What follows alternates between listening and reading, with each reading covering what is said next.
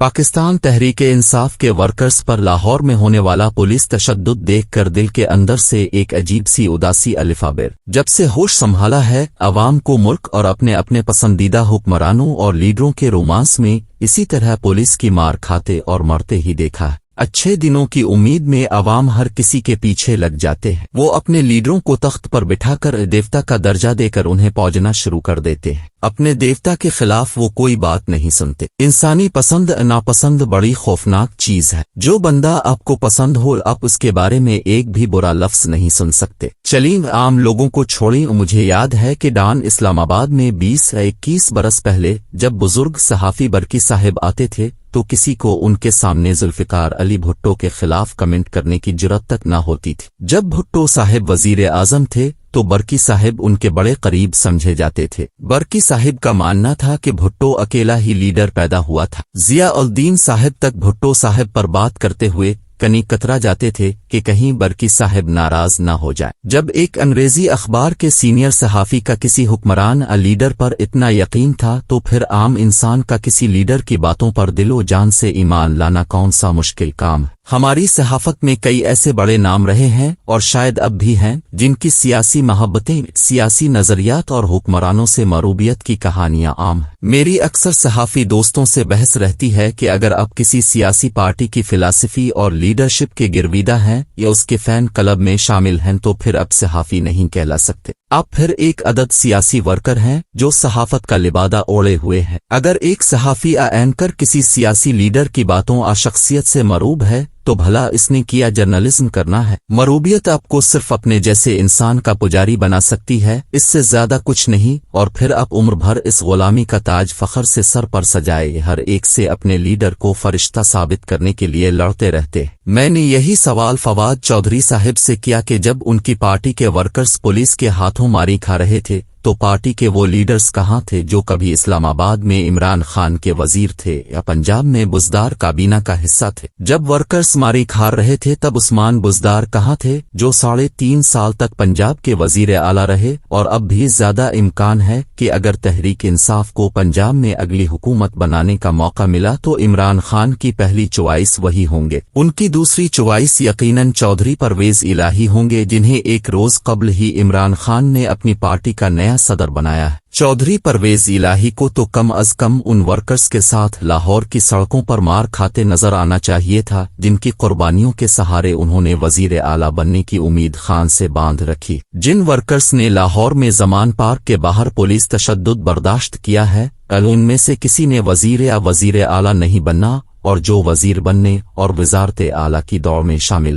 وہ گھر بیٹھے چائے کے ساتھ پکوڑے کھاتے ہوئے سوشل میڈیا پر ان ورکرز کی پولیس کے ہاتھوں درگت بنتے دیکھتے رہے۔ انسانی تاریخ میں یہ عام لوگ ہی ہمیشہ اپنے سے زیادہ چالاک اور ہوشیار انسانوں کی خواہشات کا ایندھن بنتے آئے ہیں۔ ان ذہین لوگوں نے اپنی عظمت کے جھنڈے گاڑنے کے لیے ہمیشہ عام انسانوں کی بیلی چڑھائی ہے۔ سکندر اعظم کو سب جانتے ہیں، لیکن اس کے کسی ایک فوجی کا نام بھی آپ کو معلوم نہیں جو اس کے لیے لڑا اور مارا گیا۔ سکندر کی دنیا فتح کرنے کی خواہشات کے لیے قربانی عام یونانیوں نے دی جنہیں آج کوئی نہیں جانتا۔ فرانس کے نپولین کی عظمت کے نام پر لاکھوں فرانسیسی فوجی مارے گئے، کسی کو ایک بھی فوجی کا نام یاد ہے؟ سب نپولین کو ہی جانتے ہیں۔ آج کے جمہوری ادوار میں بھی وہ سلسلہ جاری ہے جو سکندر اور نپولین دور میں رائج تھا، بس انداز بدل گیا ہے، لیکن تر واردات صدیوں سے ایک ہی چلا آ رہا ہے۔ کسی بھی قوم عوام کو اپنے پیچھے لگانا ہو اور ان کی لاشیں گرا کر اپنا قد بلند کرنا ہو تو انہیں بانس پر چڑھا دو، ان میں ہوا بھر دو،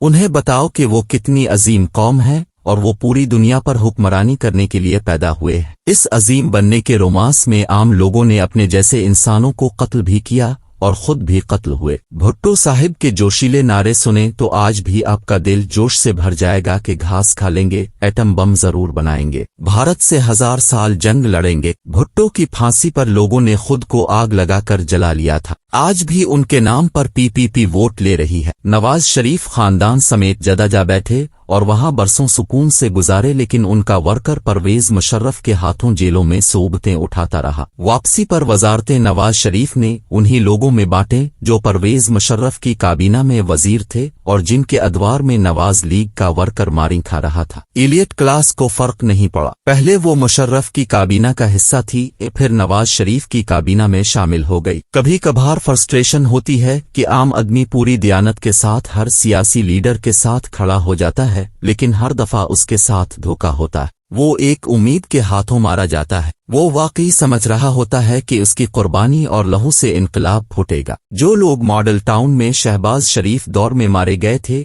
उनके लहू का क्या हुआ? इमरान खान और ताहिरुल कादरी ने मिलकर लॉन्ग मार्च किया और इस्लामाबाद में कई माह तक धरना देकर बैठे रहे कि मकतूलों के खून का हिसाब दो। तो क्या जब इमरान खान वजीर आजम बने और पंजाब में उस्मान बुज़दार को वजीर आला बनाया गया, तो उन मकतूलों को इंसाफ मिला, या फिर ताहिरुल कादरी ने कनाडा से लूटकर इमरान खान के खिलाफ कोई जुलूस निकाला कि हम तो धरने के दिनों में कजिन बने थे? जब साबिक चीफ जस्टिस इफ्तिखार चौधरी की बहाली की तहरीक चली तो इसमें जाँ बहक होने वाले दर्जन भर अफराद यही सोचकर मौत के मुंह में गए कि उनकी कुर्बानी रंग लाएगी। तो क्या वो कुर्बानी रंग लाई? इस कुर्बानी में से इफ्तिखार चौधरी का बेटा असलान निकला, जिसकी कहानियों ने पूरे मुल्क को शशदर कर दिया। आज वो वकील जो इस तहरीक के लीडर थे और तकरीरों से आम लोगों का लहू गरमाया करते थे, आज उनका नाम तक सुनना पसंद नहीं करते, जिनका तब ये कहना था अगर अवाम ने आजाद होना है तो इफ्तिखार चौधरी को हर सूरत बहाल कराना होगा। हर दौर में चालाक लोग आम लोगों को अपनी अजमत का झंडा गाड़ने के लिए इस्तेमाल करते आए हैं। ना चालाक और मक्कार लोगों की मक्कारियों में कमी आई और ना ही वतन की मोहब्बत और खुद को अजीम कौम का फर्द समझ कर जाने देने वालों की तादाद कम हुई। चावरिया खाने वाले मजनू कल भी थे, आइंदा भी होंगे। मानिका बुज़दार और गुजर खानदान जिन्होंने बुज़दार दौर में लंबे हाथ मारे, इन खानदानों का कोई एक फर्द भी जमान पार्क के बाहर सड़कों पर पुलिस के हाथों मार खाता नजर नहीं आया। मार वही आम वर्कर्स खा रहे थे और ये लाडले घरों में मजे से बैठे गांव बसने का इंतजार कर रहे थे। जरा खान साहिब का गांव बसने दें, ये लीटरे सबसे पहले गांव की नंबरदारी संभालेंगे।